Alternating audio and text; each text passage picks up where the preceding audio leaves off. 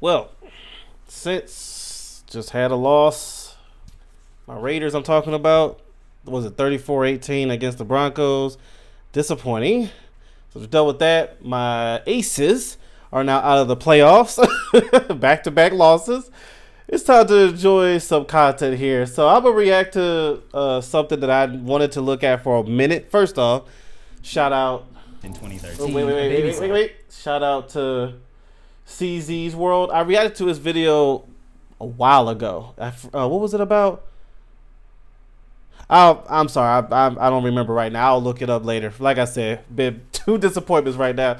But I looked up his channel a while ago and reacted to something he made. I love his videos. It's good. It's very well put together. Just how he describes whatever the content he's talking about, he describes it well, the breakdown and all that. This is one in particular I wanted to look at because I've never seen a Terrifier movie. Never.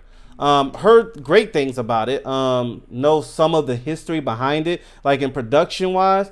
But don't the details of first the character. What was it? What's his name? Art the Clown? Art the Clown, the storyline of this, like what's the plot. I don't know anything about that. So like I said, he's good at breaking that down. This video is pretty long. This is a 49-minute video. So we're in for a long ride, but let me know in the comments. Oh, and the reason I'm looking at this is because I've been asked, y'all have asked me, and people outside of YouTube have asked me to go see the third one. Now, I didn't feel like watching the first two to have to watch the third one, so maybe he'll share, like, spoil some storylines, some of the stories, so that way I know what I'm getting myself into.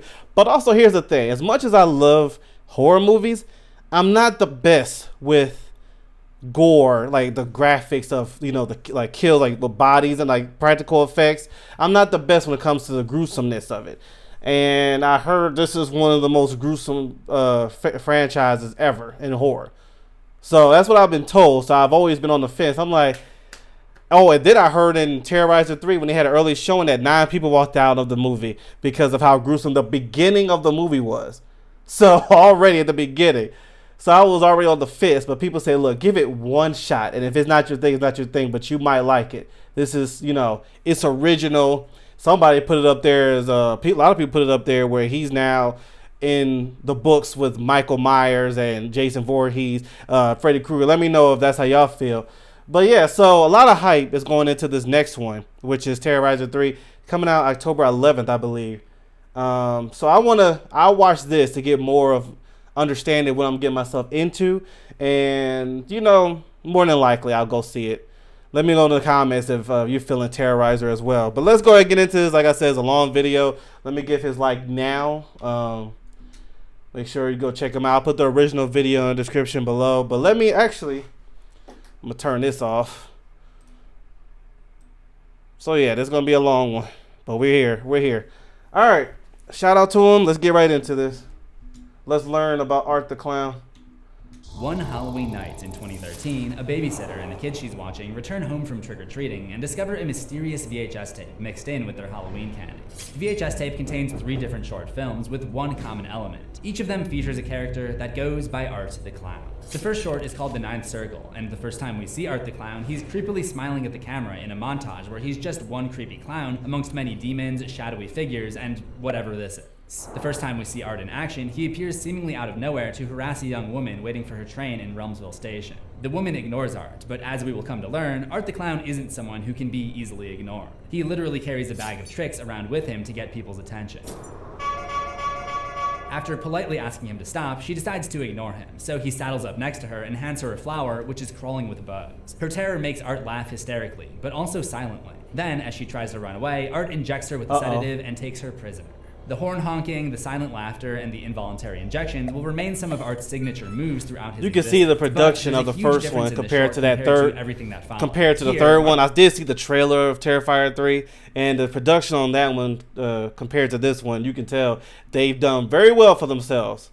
From the first one to now, the production done very well, money-wise. On behalf of the devil. His victim wakes up alongside 2 other women in a dungeon filled with the aforementioned demons and hideous creatures. So, is Art a demon?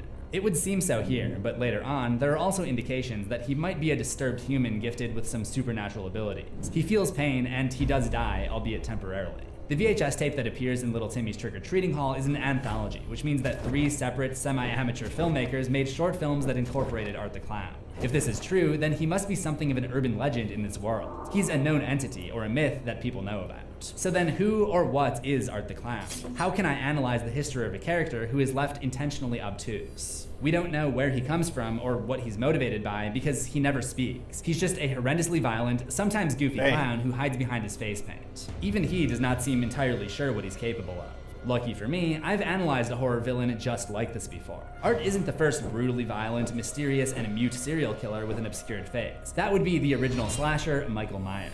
True, Fact, this Myers Art the was Clown also seems something of more, an he has urban more legend in character his to town, him. where local children referred to him as the Boogeyman. But as we dig further into the Art the Clown character, you'll see that the similarities between Art and Michael go deeper than general mannerisms and overall perception. I think Art the Clown could be a Michael Myers for a new generation. To find out how, stick around to the end of this video. This video is sponsored by Factor.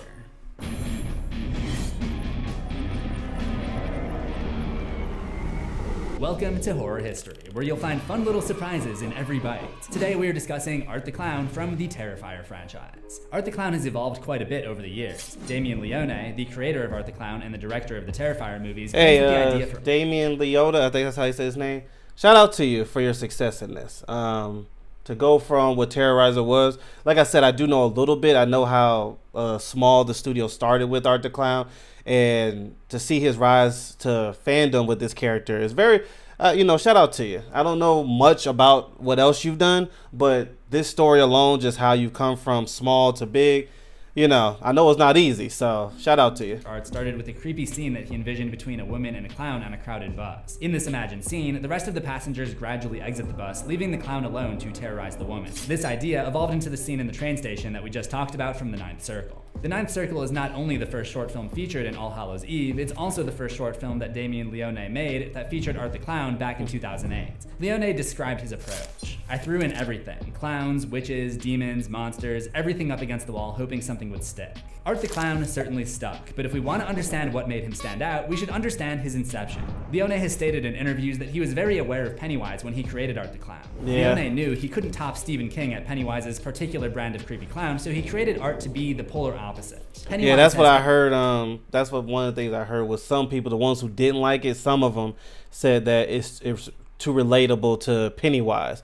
And just from me, like I said, I've never seen a Terrorizer movie, but just seeing the trailers of the movies, I'm like, I don't see outside of the clown aspect. I don't see relations to these two. So I don't see what those people are talking about. Like, I haven't seen the movie, so maybe they did, but so maybe they, they have a better understanding. But let me know in the comments. Is there relations to these two outside of the clown aspect? Hair and round features, while Art is bald with gaunt features. Pennywise is colorful, Art is black and white. Pennywise speaks, Art does not. Pennywise doesn't use weapons, but Art will use any weapons he can get his hands on. Instead of copying him, he used Pennywise as a sort of anti-inspiration. However, that doesn't mean that there aren't any similarities between Art the Clown and Pennywise. There is a hitchhiker scene in Leone's 2011 Terrifier short film that reminds me a lot of the scene from the first It movie where Pennywise flags down a driver and asks, "Don't you want it?"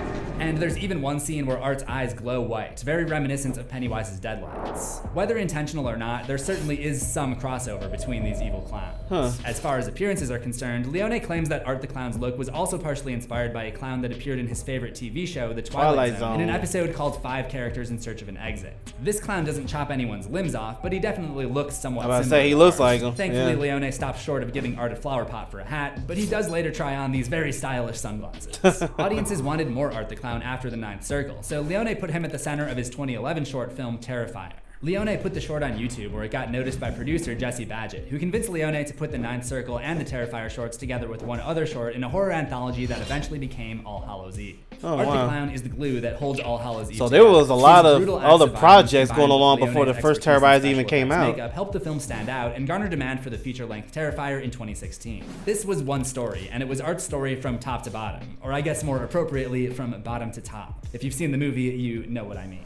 The myth of Art the Clown continued to grow along with Leone's budget, and in 2022, Terrifier 2 really put Art the Clown and the entire franchise on the That's map. when I first There's now a third noticed, Terrifier in the works, and truly Art's begun to noticed pop up in popular Art the culture. Clown. They've put his face Where I was living at San Diego at the time, and tell you, Art the Clown poster boards, Terrorizer 2 poster boards was everywhere. even outside of Halloween. Well, I'm not gonna say everywhere, but in a lot of places. And at first, I thought before I saw the movie poster, there was other pictures of just him. I'm thinking it was just a Party City outfit. You know, for even in the years before Terrorizer 2, I just always think this clown was, you know, just something as a costume to wear for cosplay or Halloween or something like that. And then Terrorizer 2 poster board came out, and I'm like, oh, it's an actual character. Oh, okay. And then, like I said, I know a little bit more after that. But yeah, that's Terrorizer 2 was the first one that got me to really notice the movie. Pete Davidson's show Bupkis. Art the Clown went from being an underground YouTube slasher to sharing an IMDb page with Edie Falco and Joe Pesci in the span of a decade. I think the secret to Art's growing popularity is the simplicity of the character. He's a creepy, horrendously violent clown dressed in black and white. We don't know much about him. He's a blank slate of a mute monster that only comes out on Halloween, putting him in the same camp as Michael Myers from the Halloween franchise. We don't know much about Michael Myers except for the fact that he's the antagonizing force in Laurie Strode's life. However, it's this open-ended brand of evil that makes Michael versatile enough to tell a variety of different stories over the years. Halloween 2 is about dreams and nightmares. H2O is about avoidance and facing one's fears, and the most recent trilogy is about intergenerational trauma. If you attach too many specifics to a character like Michael Myers, it would limit the kinds of stories that can be told around him. Instead, his most defining characteristic is that he's brutal and evil, much like Art the Clown. Storytellers have done this for years. Before Michael Myers, characters like Dracula, Frankenstein, and the Invisible Man were used to tell all sorts of stories that reflected the culture of their time periods. Outside of horror, there are characters like Mickey Mouse. The audience hardly knows anything about Mickey except for the fact that he's a friendly mouse that somehow owns a dog and has a girlfriend. Or is it wife? See, we don't even know that for sure. This allows Disney to do whatever they want with Mickey. He can star in Steamboat Willie, he can be used to tell a classic story like The Three Musketeers, or he can be the centerpiece of something more experimental like Fantasia. Mickey Mouse is simply a delivery system for happy stories, the same way that Art the Clown is a delivery system for hyper-violence. See, they're the same. Mickey equal Art the Clown. So with all of this in mind, let's dig in and go over everything we do know about Art the Clown to start to unravel some of his mysteries. In order to do that, we've got to take it back to Halloween Nights 2013 and the rest of the content on that mysterious VHS.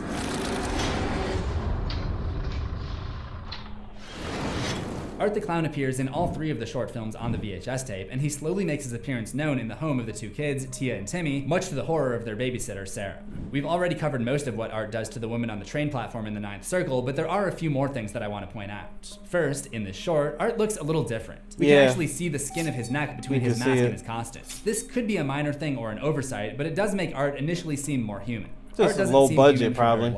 Right after he injects the woman with a sedative that knocks her out, Art appears in a more demon-like form with lit-up eyes, the first and last time that we see him this way. After the scene on the train platform, Art doesn't show up again until the very end of the film, when he honks his horn yet again. Everything that takes place in the Ninth Circle, between the glowing eyes and the flashback to the horn honking, seems to take place in hell. This makes sense because the Ninth Circle is a reference to Dante's Inferno, which is essentially a journey through the 9 circles of hell, with the Ninth Circle being the deepest level where the devil resides. The devil actually makes an appearance and drinks the blood of a fetus in the short film. This begs the question, is Art the Clown a demon? If you only saw Art in this very first short film, you'd probably think so. There are allusions to angels and demons later on in Art's timeline, but overall this direct line to the devil is mostly abandoned. The connection to the devil, the glowing eyes, the imperfect costume, and the fact that Art is played by a different actor in these short films can all be chalked up to artistic license. Remember, the character in these shorts isn't literally the Art the Clown. They're just interpretations of the idea of Art the Clown, a character from urban legends. So the idea that Art is demonic could merely be a theory by this filmmaker. See, it's just a scary movie. Let's watch it. Yes, that's me.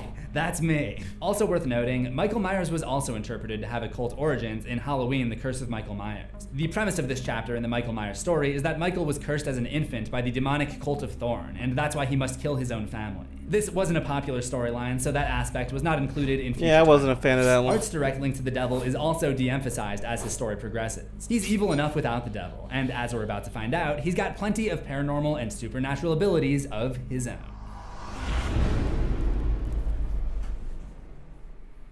It's the most wonderful time of the year. It's Halloween season, which means it's also the most wonderful time of year in terms of food. Thanks in part one night and sends them to bed, the real Art proves that he's not limited to just the world of fiction by hiding in Tia's closet and freaking her out. No, it's just make-believe. Demons, witches, monsters, that doesn't exist. But he wasn't really a monster if you think about it. Like a vampire or werewolf. He was just a man in a costume. Someone like that could really exist, right? Like a serial killer. This seems intentional. The suggestion that Art might be human actually makes him scarier in the real world. Sarah goes back downstairs to watch more of the videotape in what I assume is the one house in America that still had a VCR hooked up in 2013. I guess finding a DVD or Blu-ray in your Halloween candy isn't nearly as creepy. Maybe Art would have reached more people with a Blu-ray that just comes in a VHS box like the Stranger Things physical releases. At least that would explain why we have a VHS tape displaying video in widescreen.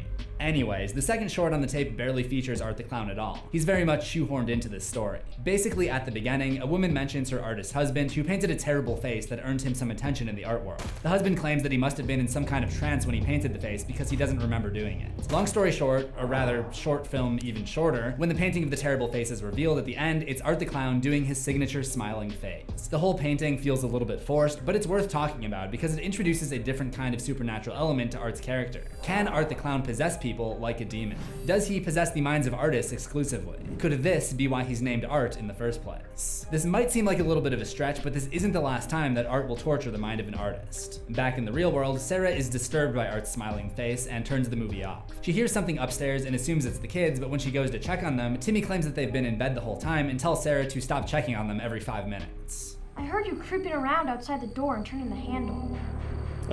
Again, we don't actually see Art in the house, but it's obvious that he's probably lingering around, and Sarah starts to get freaked out herself. If this terrified babysitter business seems familiar, it may be because Laurie Strode was babysitting Tommy Doyle and Lindsay Wallace when she first encountered Michael Myers in Halloween. Sarah's curiosity outweighs her fright, however, because she goes back downstairs to watch more of the tape. The third and final short film is the Terrifier short film from 2011. It's finally Art the Clown's time to take center stage. The first time we see Art in the short, he's getting kicked out of a gas station for supposedly smearing piss and shit all over the walls. Not the last time he would destroy a public restroom, and he notices a woman filling up gas as he walks away.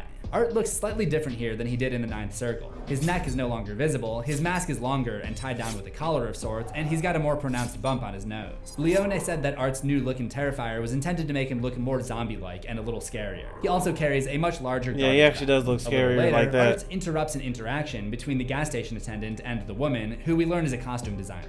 Art lures the attendant back inside the gas station to dismember and kill him. He's about halfway through beheading the guy when the costume designer stumbles into the scene and freaks out. And here it is, Art the Clown's very first documented act of horrific violence.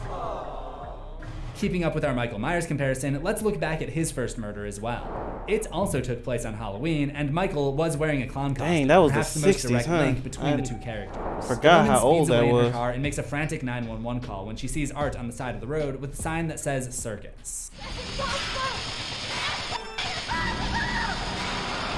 She's right, that would be impossible, and this is her first piece of evidence that Art possesses supernatural abilities, in this case, teleportation.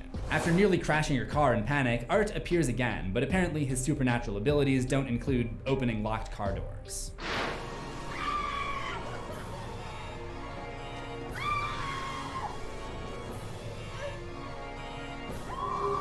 Art must have taken another victim earlier that night because the costume girl comes across another motorist who is dismembered and defaced, literally. The faceless driver looks very similar to some of the witches featured in the Ninth Circle, though I don't necessarily think the filmmakers are trying to say that Art's victims are banished to the hell depicted in the Ninth Circle. The costume designer drives away yet again, but little does she know, Art the Clown has stowed away in the back seat of her car. You can see she just leaves the door open when she goes to check on the other car.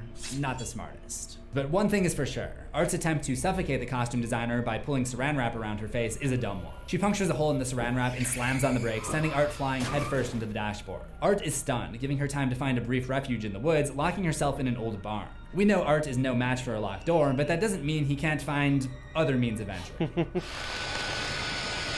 Art emerges from the ground and attacks the costume designer with what would become one of his favorite weapons, a bunch of sharp objects attached to a chain. However, the chain breaks faster than a Breath of the Wild weapon, and as Art struggles with it, the costume designer grabs a small blade and sticks it in his eye before jamming a knife in his back. She escapes and manages to flag down a vehicle driven by a young man with a face. Art rises from the ground and with a knife still in his back, chases after her in a car of his own. He's a surprisingly skilled driver. He pulls up next to them and shoots the driver in the head, all while silently laughing at what he's done. Art's use of a firearm is a departure from what you'd normally expect from a slasher. Michael Myers used a variety of weapons, but never a gun. Leone has stated in interviews that his choice to allow Art the Clown to use guns is a deliberate one. It's part of his larger mission to continually break the rules and expectations with Art in order to keep him it is shocking, and it certainly seems to have caught his victim by surprise. She'll use anything, basically. Into a tree, and Art takes her back to his lair, where she wakes up on a surgical table to find that he's been hard at work mutilating her body. He points and laughs at her as she discovers that her limbs and breasts have been removed and several words have been carved into her, like pig and many others that may rhyme with punt, mitch, and glut. And this is where the Terrifier short ends. So what do we learn about Art here? We know he has some supernatural abilities and that locked doors are a weakness for him. He killed 2 men and a faceless third person whose gender we can't say for sure. The thing that I notice is how he really locked in on the costume designer the moment he saw her. He hunted her down, tortured her, and carved some very female-targeted insults into her flesh. So does this mean that Art has a problem with women in particular? Is he less the Michael Myers of his generation and more the Elliot Rodger? I don't know if there's enough evidence to say for sure, but it sure seems like it based on these first couple of appearances. He has a tendency to target women and just kill the men that get in the way. Michael Myers is very much the same way, going after Laurie Strode, Jamie Lloyd, Kara Strode, and Allison Nelson as his main targets throughout the years, but also stabbing anyone else who gets in his way, male or female. Art would continue to primarily target female victims going forward, but that's also most horror movies, so this text carved into the costume designer is probably the strongest evidence we have. What is clear is that with Art the Clown, your best bet is to expect the unexpected. This is especially true when he makes his first appearance outside the VHS tape and in the real world.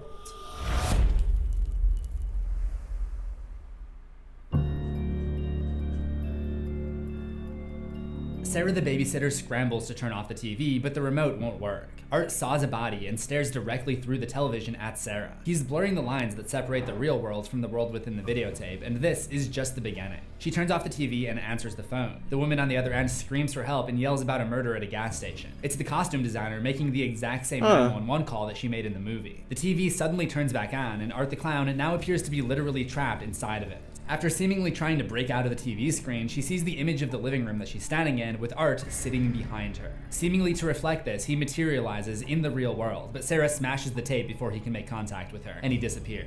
Tia screams upstairs, and Sarah goes to check on her. But what she finds turns her entire world inside out. Art stands at the top of the stairs, laughing and covered in splats of red. In this instance, the real world takes on the same grainy look as the Terrifier short film, indicating that Sarah is now in the horror movie. And as she saw in the VHS tape, anything goes. Art points to the children's bedroom where Sarah discovers the kids, beheaded and chopped to pieces. Art signed his name in blood on the bedroom wall, effectively introducing himself and perhaps signing his latest masterpiece. Maybe this is why he's called Art, because he makes spectacles of his kills and signs them like works of art. I certainly think it's a work of art, but then again, have you seen my apartment? But interestingly, this is another thing that Art and Michael Myers have in common. Michael also likes to make artwork out of his victims, with extravagant displays and elaborate setups. Think about the scene from the first Halloween of one of his victims arranged under the Judith Myers tombstone, the carousel display he set up in Halloween Kills, or even his signature head tilt, almost as if he's admiring his kills in an art gallery. I never thought of it that way with doesn't Michael sign his Myers, work, but yeah, but then it makes again, sense. Haddonfield is a small town and people know his name. This final sequence demonstrates that Art the Clown exists not just within the short films on the videotape, but also in the real world within the movie. And to put another hat on Kinda this like a hat Freddy on a Krueger hat, thing, as the except story it's not comes to an dreams. end, Art invades the screen of the viewer the same way he invaded Sarah's screen just moments earlier. This The Ring-esque move suggests that Art may exist in our real world as well. It's a final touch that adds a little bit more mystique to Art the Clown. 6 years pass before Art makes his presence known again in 2019. You're probably asking yourself, if Terrifier came out in 2016, why does the movie take place in 2019? Let's break it down. Art always attacks on Halloween night, which of course bleeds into November 1st. In Terrifier, we see a cell phone that says it's Friday, November 1st. November 1st only falls on a Friday in 2013 or in 2019. The next chapter of Art's story takes place exactly 1 year later. And in that story, in a child's bedroom, we see a poster for an album by Animus called Dreamcatcher. This album came out in February of 2019, so it could be on a kid's wall in 2020. That being said, there's also this newspaper clipping which claims that it was published on Saturday, November 1st, which is obviously contradictory, so it's pretty likely that the filmmakers don't have a timeline in mind. But for our horror history purposes, it's more likely that there could be a misprint on this newspaper rather than an error by the cell phone. So we're gonna go with 2019. So with all of that being said, we still don't know exactly what Art was up to in the years since we last saw him. But it's safe to assume that he was out there butchering people on the Halloween nights between 2014 and 2019 as well. We know Art murdered a little girl at a carnival at some point before Halloween in 2019. After this happened, the carnival was just abandoned there, and it seems that Art is living out of it. We eventually see a bloody bathroom there in 2020, which basically serves as his lair. Based on the size of the mess, I'd say he took other victims here as well. It's too much carnage to have just been from one child. I would know. I mean, I wouldn't know. It's safe to assume that it happened on Halloween, like the rest of his murders. As for the little girl, don't worry, we'll meet her soon. And while this probably isn't an intentional parallel or anything, Art living out of an abandoned carnival for the other 364 days a year leading up to Halloween, it feels a lot like Michael Myers hiding out in the sewers during Halloween ends. Anyway, whatever he was doing in the meantime, by the time we see Art in 2019, he looks a little different. So let's pause for real-world context. Mike Gianelli portrayed Art the Clown up to this point, and the thing about Gianelli is he's not an actor. He essentially got the part because he was a friend of the director, Damien Leone, and more importantly, a good sport. Leone said that when he cast The Ninth Circle, his first priority was finding someone who would be comfortable sitting in makeup for 3 hours a day. Gianelli had helped Leone with his makeup test before, so he got the job. He wasn't an actor before portraying Art the Clown, and he hasn't acted since. For the first feature-length Terrifier, Leone put out a casting call, and that's how he met David Howard Thornton. Leone said that the difference between the two actors is that Mike Gianelli was a guy dressed as a clown, but David Howard Thornton actually is a clown. Leone describes Thornton as a real-life Roger Rabbit, with comedy and clowning chops and a lankier body. Okay, back to Halloween night in 2019. Art prepares for Halloween the same way that most of us do, by getting into costume. He puts on his gloves and face paint, and we actually get a distorted view of his unpainted face. This getting ready montage is probably the most compelling evidence that Art is actually supposed to be somewhat human, but there is still an air of mystery around him. A demon probably wouldn't have to take the time to get into costume, but no normal human would ever have teeth quite like Art's. Whatever the case, Art prepares a few choice weapons and heads out the door. Demon. Later that night, he's out in the streets where he follows a pair of drunk girls, Dawn and Tara, into a pizza place where they attempt to sober up before driving home. Art vies for Tara's attention and takes a selfie with Dawn before heading to the bathroom to make another horrific mess. I guess the events of the Terrifier short film really do come from a place of truth. This time, he even signs his name with the resources he has available. I guess a true artist can make something beautiful with whatever tools he or she has on hand. And I'm not just saying that because I've used the same camera for every episode of horror history.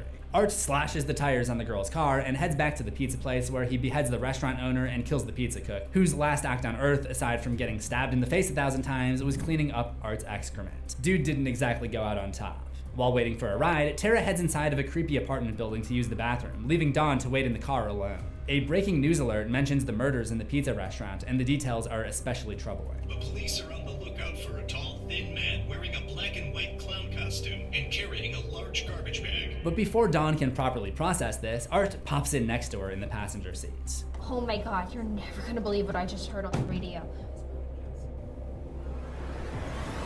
Lock your doors, As much people. as I'd like to ream yet another character for leaving, Especially when you're out there late at night. If I had a friend that was just running in somewhere to use the bathroom real quick, I probably wouldn't lock it either. He would keep her alive. I would, but move at her night. to an unused room inside the apartment complex where she's stripped and hung upside down for the time being. Then, near the entrance, he finds Tara on her way out. Or rather, Tara finds him, completely frozen. I think this is the most tense scene of Art's 2019 rampage, and like many aspects of his character, he does it by reversing expectations. While other villains might go for a scare with fast movement and loud noises, it is the lack of movement here that is unsettling. Yeah. That's why I brought up the importance of That's casting fair. David Howard Thornton. His clown and mime skills translate really well to suspense and horror. After breaking the standstill, he chases her into some kind of indoor car lot, but Art, like Michael Myers, doesn't really run, relying on being methodical and persistent rather than quick. It's part of the psychology of what makes him creepy, which I'll expand on in a little bit.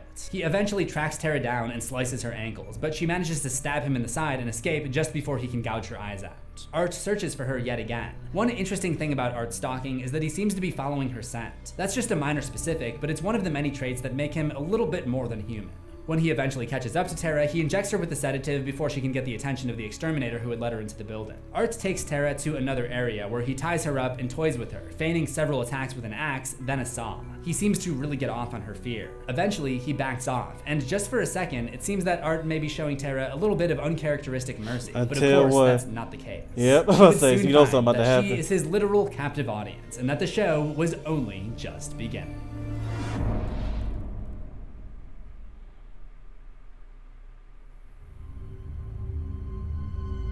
I like this. I Art like his walks production. across the room. CZ. Wherever the showman, he tears down a sheet to reveal Dawn. He does his hanging YouTube upside videos down very with her well. legs apart. She is gagged and topless, with her hands tied behind her back. Starting between her legs, he saws her in half, Dang. hot dog style. This is arguably one of the most brutal scenes of all time. And As they he show saws, that? He continually checks in on Tara, laughing all the while. Art is putting on a show, and the fact that he forces Tara to watch gives us a clue as to his Dang. motivation. Clearly, he set up this entire scenario so that he would have an audience. wants. Maybe this is why he first appeared on that mysterious VHS tape 6 years prior. He wants people to watch him do the terrible things he does. He's a clown and a mime after all. Clowns and mimes need audiences to perform in front of. Even the way the sheet is set up before revealing Dawn almost looks like a stage curtain. By making his kills more gruesome and hard for others to watch, Art maybe gets more out of it for himself. Of course, with showmanship also comes drama. Tara manages to wiggle free and stab Art, and though he makes no audible scream, the pain is written all over his face. He bounces back quickly and follows her into a garage where she beats him with a 2x4. I like how he doesn't talk or make noise when he's screaming in pain. With one more blow to the head, he pulls out a gun and shoots her in the leg, in the side, and finally, in the face. Dang, he was like a straight gangster, right? It does sort of follow Art's rule of doing the unexpected. He discovers Dawn's I like phone that. while There's a little reloading his different gun in touch another to it, room, but and he sees a text from Victoria, Tara's sister, who the two had called. He wasn't playing there. You saw that gangster gangster look. But apparently he understands English and how to use a smartphone, instructing her to come around to the back. When he returns to Tara, who is somehow still alive despite being shot in the face, he finishes the job, but then notices someone is watching him. It's a strange, delusional woman who lives in the building and carries around a baby doll, taking care of it and acting as if it's a real baby. For some reason, she's listed in the credits as Cat Lady, even though she has a baby doll, not a cat. We do hear cat noises when Tara first runs into her, but that hardly seems like a justification for making that her whole entire thing. I do have a better theory about who she is, which I'll get to a little bit later. On the way to reach the so-called Cat Lady, he crosses paths with the Exterminator and smacks him unconscious with a hammer. Unlike the time Michael Myers killed a man in a jumpsuit and proceeded to steal that jumpsuit, Art lets the Exterminator keep his clothing, but he would be due for an outfit change not long after. Instead of killing the baby doll lady, he steals her doll and treats it like a real baby. And when she discovers this, she pleads with him. Is there kindness in you? Somewhere in your heart? Have you ever felt a mother's touch? She touches him tenderly on the face, and he leans into it and starts sucking his thumb. I don't know what the fuck that's all about, but I think it's safe to say that Art does indeed have issues with women. And while we probably won't ever get a backstory on how these issues came about, we can assume that they stem from some maybe in the kind of third trauma. one they'll share. Let's take his 1970s counterpart Michael Myers as an example. In a previous video, I discussed how Michael may have been traumatized by seeing his sister Judith perform sexual acts when he was young. And this was the root of all of his issues, and likely the motivation behind killing her in the opening of the original Halloween. It seems that whatever the cause, Art's issues around women go even crazier, because he cuts off the baby lady's scalp and breast to turn himself into a maternal figure, which is how he greets Tara's sister Victoria when she comes into the building to search. Art does a Bugs Bunny pretty lady routine before attempting to break into the locked closet where Victoria is hiding. Once again, he struggles with the locked door before going outside to decapitate the Exterminator's coworker who had come for backup. He pulls the guy's head off without much difficulty. Honestly, if Art hadn't gotten to him, the guy's head was probably coming off before long one way or another. Back in the warehouse, he sneaks up on Victoria and tries the old suffocation via saran wrap routine, just like in the Terrifier short. It takes a while, but like the woman in the short, Victoria realizes she can tear a hole in the plastic. And I love how dumbfounded Art looks that his plan failed. So close. He's like, come and on, she man, uses what does this this moment work? of confusion to stab him in the foot with a giant nail that's lying around. The chase continues into seedier and seedier looking areas of the supposed apartment complex. Victoria eventually discovers Tara's body, decorated with the circus sign from the short film. But Art finds her and whips her with his classic chain full of sharp objects, not realizing the Exterminator, that is, the original Exterminator, is sneaking up behind him to knock him out. After regaining consciousness, Art catches up with him and stomps his face in with his big clown shoes. Who's the Exterminator now, Mike? The last person to go after is Victoria, but she stabs him in the eye and escapes into some kind of restricted area with big swinging doors, kind of like the barn doors from the short film. Art can't squeeze through, once again proving his inability to pick a lock to be his greatest and most exploited weakness, so he's left to improvise. The last time we saw him burrow under the ground, but that was just a short film, so it's hard to say if that's realistic for him. This time he opts for a simpler solution. He steals the Exterminator's truck and drives it right through the door. He's out doing the old-fashioned way. Cold. This is the second time he's driven a car, which begs the question, who the hell gave this guy a license? Strangely enough, Michael Myers also knew how to drive. In the very first Halloween, he escapes from a mental institution and drives 150 miles back home. There have been entire articles written about this. When did Michael learn how to drive when he spent his life at a mental institution? Between this and his ability to use a cell phone, Art seems more and more human, but that would all change before long. First, he goes cannibal. He climbs on top of the unconscious Victoria and licks the fresh strawberry syrup off of her face. He seems a little bit more invested than usual, taking the time to enjoy the taste, then fully chowing down on her face as the police arrive.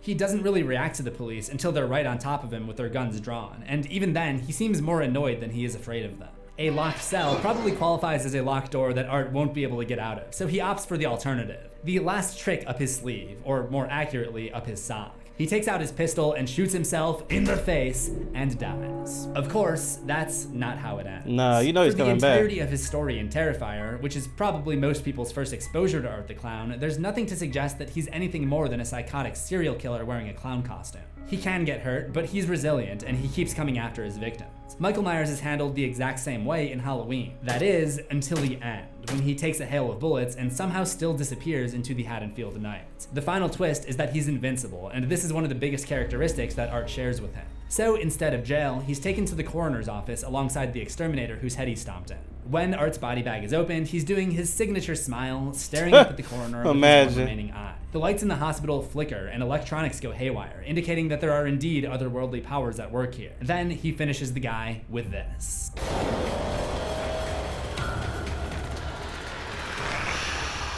I somehow don't think it's a coincidence that Art sits up the exact same way Michael Myers does after regenerating from a major injury. A lot of things are influenced by what was. Well. When he checks out his injuries in the mirror, to be he real, kind of looks surprised. There's always going to be something that's going to be influenced by the past. Brain juice to sign his name in the mirror. His reaction makes me think that this is the first time that he's respawned, and even he did not expect it. After smashing the guy's teeth out with a hammer, he pulls the coroner's eye straight out of its socket and places it into his own empty eye cavity to try it on for size. Oh, an my eye for goodness. an eye, or I guess more accurately, an eye for nothing. Victoria, by the way, does survive the incident and becomes something of a media sensation, partially due to the fact that she has no face. After an interview with a journalist known for her exploitative and sensational nature, she savagely attacks the journalist backstage. This shows that the evil force driving Art the Clown might be contagious, which sets the stage perfectly for Art's next chapter. Dang. I might have to go watch those before I go see the third one. That was interesting.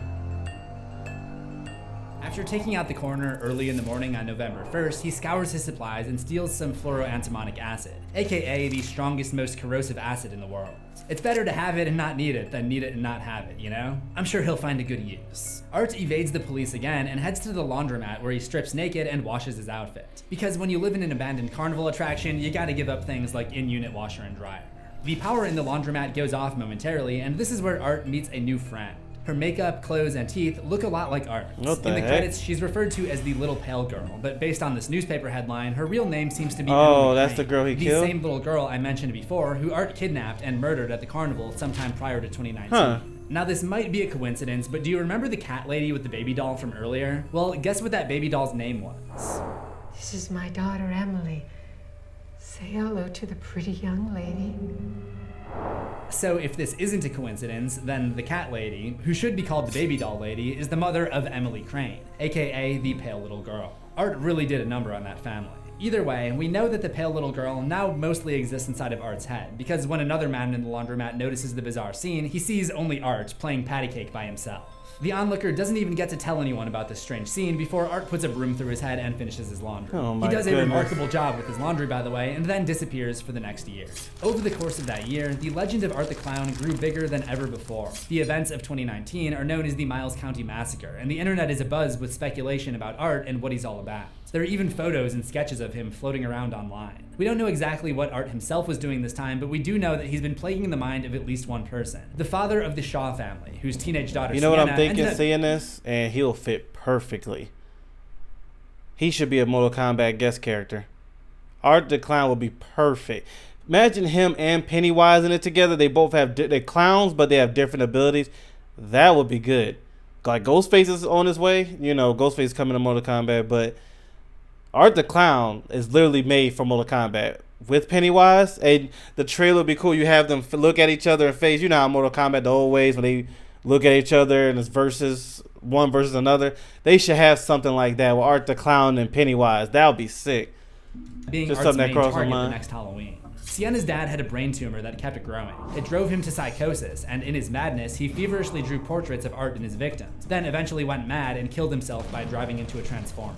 I would surmise that Art was the one who caused the brain tumor, or at least the dad's obsession with drawing him and his victims. Remember, in the second short film on the VHS tape, an artist is possessed to draw a terrible face without having any recollection of it, and it turns out to be Art's face. Maybe Art has some ability to invade the dreams and imaginations of other artists. In fact, the night before Halloween, he seems to invade the dreams of Sienna. The dream takes place in a commercial set known as the Clown Cafe, where teenagers dressed like kids sing along to a very eerie song about the Clown Cafe, which is actually just a food truck. Art rolls up on his tricycle and hands out treats, giving Sienna the gift of a human heart covered in worms and black blood, and this is where her dream becomes a nightmare. He pulls out a Tommy gun and massacres the entire place, sets fire to everything, then turns his flamethrower on Sienna, who shields herself with a sword once given to her by her father.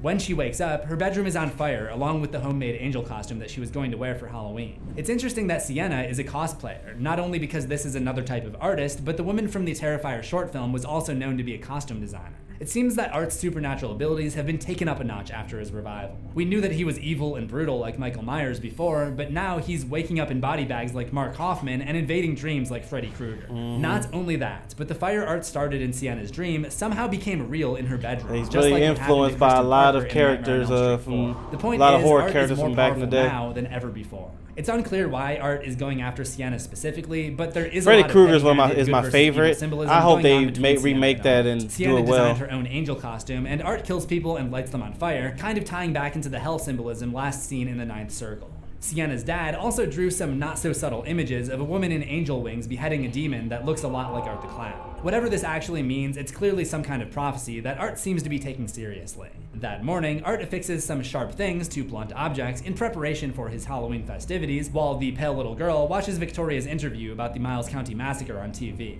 Art gets a kick out of Victoria's mutilated face, but doesn't like what she has to say. Later that day, they harass Sienna's brother, Jonathan, at school by tearing apart a dead possum and throwing it in his direction. Jonathan gets blamed for mutilating the possum corpse, which gets him in even deeper trouble with his family, who are already concerned about his obsession with serial killers, specifically Art the Clown. Later, Art stalks Sienna and her friends at a Halloween store. He leers at Sienna and creeps her out, but she naturally just assumes that somebody dressed as Art the Clown is trying to scare her. By the way, if you ever find yourself in this situation, check the teeth. Art follows her to the cashier station. He tries out sunglasses and various other items, and there's even a little bit of a repeat of the first scene that we saw of him. Yeah, there's a lot of characteristics. I like that. Please.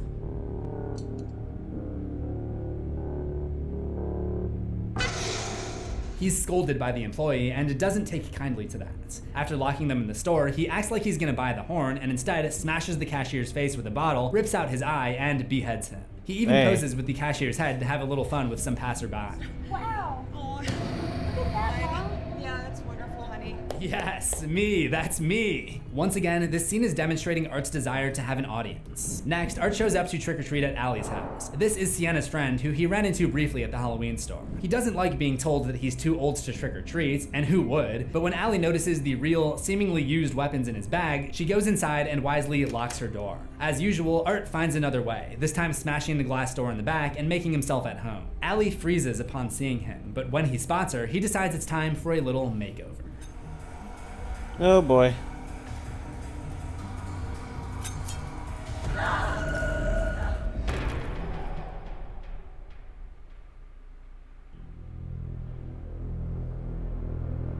After removing Allie's scalp, her back, and her left arm, he rushes back in and covers all of her open wounds with bleach and salt. Later, Allie's mom returns home to find Art tearing her daughter apart like a pick and peel Twizzler. And the worst part is, she's still alive.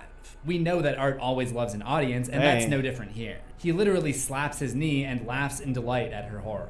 And speaking of audiences, this image, like many of the creepiest scenes of Art that I've discussed throughout this video, is a prime example of why audiences find him so creepy. It's an example of incongruent affect. In psychology, incongruent affect is when a patient's feelings do not match up with their appearance or do not match what is appropriate for the situation. The term is literally composed of the word incongruent, something that doesn't match up, and affect, pertaining to one's emotions. You might feel it if you saw someone laughing at a funeral or showing no emotion during an argument. Incongruence stands out to us and bothers us. It's a survival mechanism which primarily helps us spot predators who are trying to deceive us. It's troubling on a human level, and it's jarring when used effectively in movies. Many people find all clowns creepy. The painted-on smiles don't match the real human mouths underneath them, and that bothers us. When there's a real person doing a job to pay the bills under that makeup, the happiness on the outside doesn't always match the reality that we know, so we don't trust it. Art takes this to another level. You'd expect someone to react to a horribly brutal murder with shock and disgust. So when we see Art the Clown laughing and slapping his knee, it gets a reaction out of us on a deeper level. If this all sounds familiar, it's because I talked a lot about this concept in another episode of Horror History, the one where I broke down the history of Michael Myers.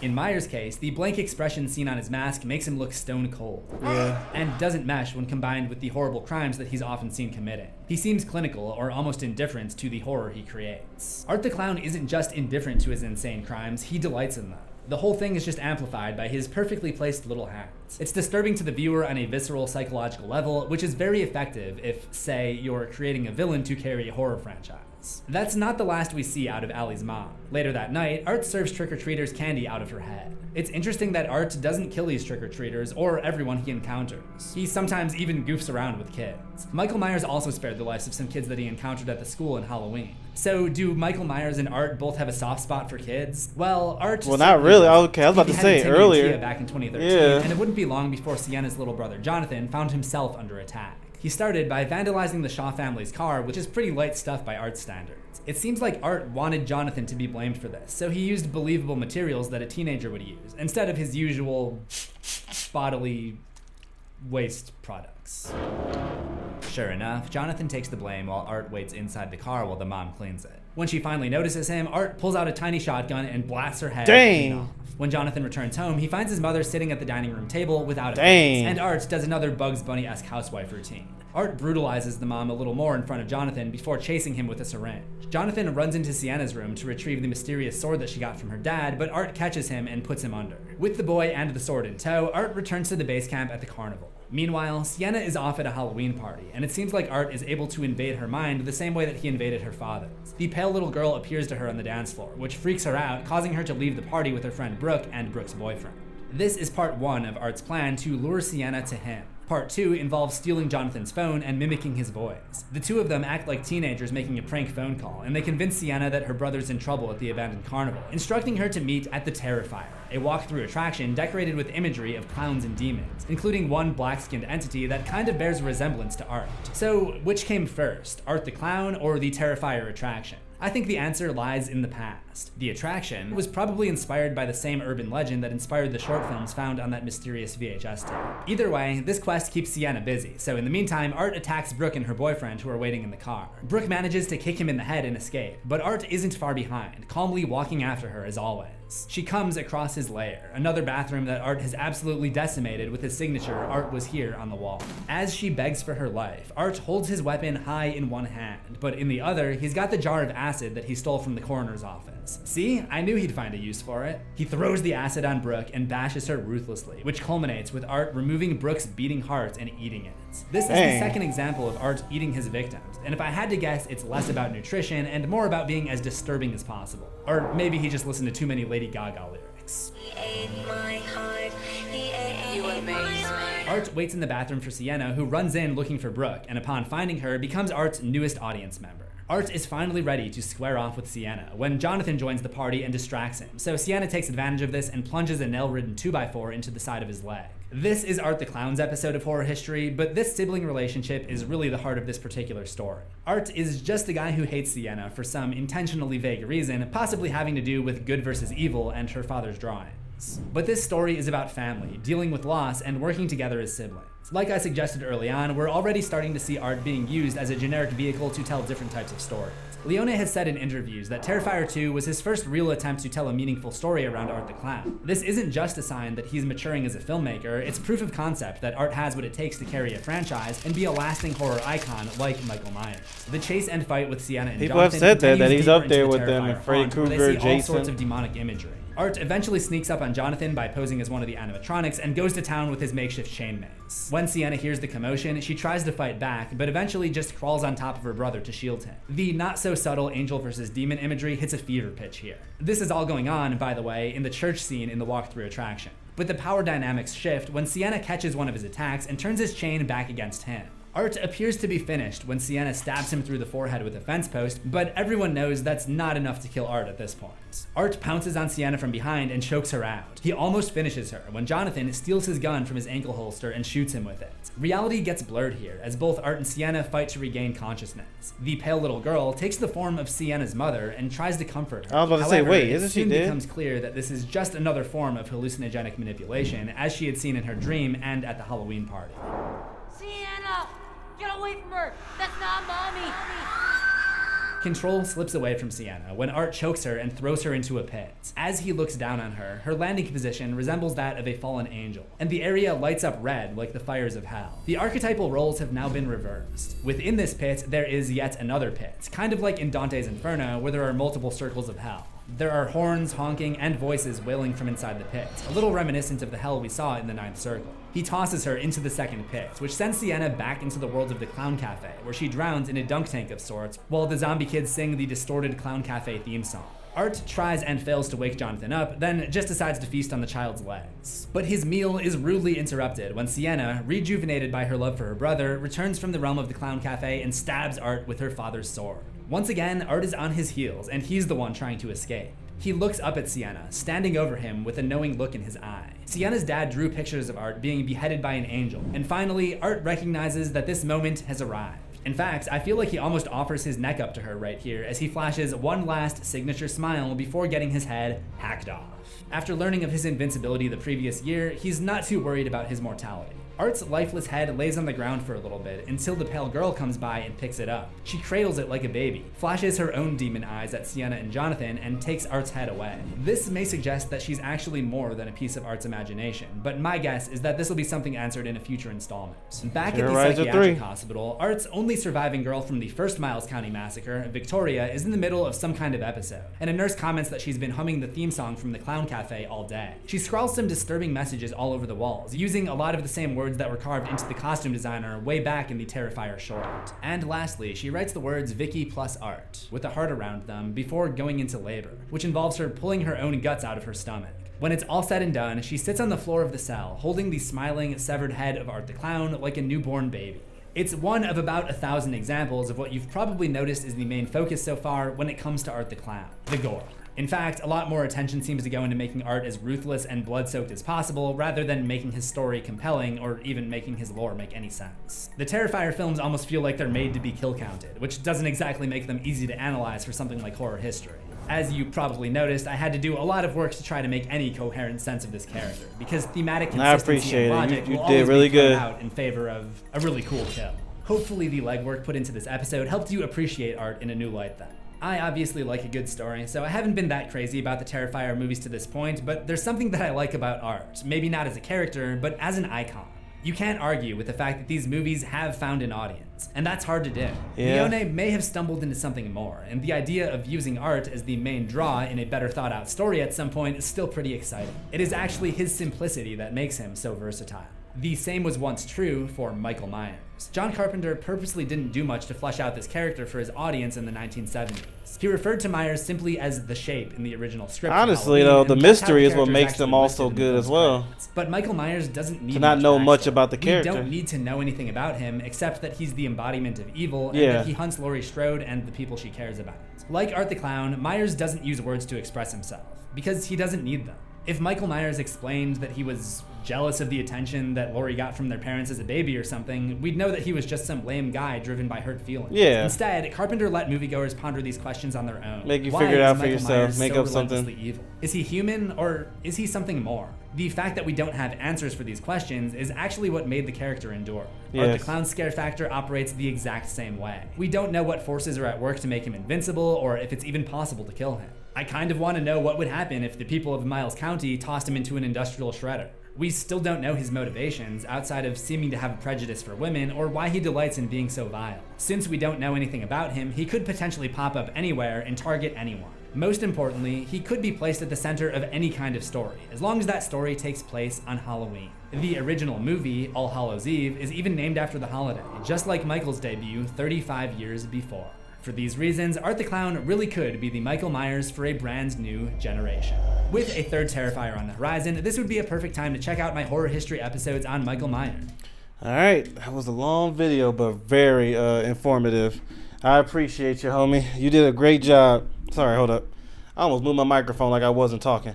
But yeah, he did a very great job. If you're seeing this video, thank you. I appreciate it. For someone like me who's never seen a movie, didn't know much about him, this was great. I honestly don't have to watch the movie. I don't want to. The other two, I can just go right to Terrifier 3, and I like that.